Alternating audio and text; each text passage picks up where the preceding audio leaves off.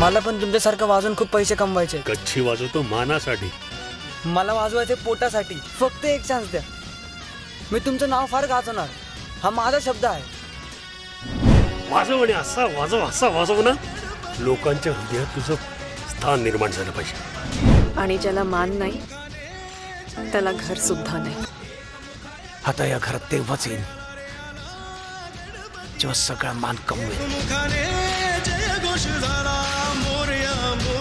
Ganpati Bappa Morya, Morya Morya, Mangalmurti Morya.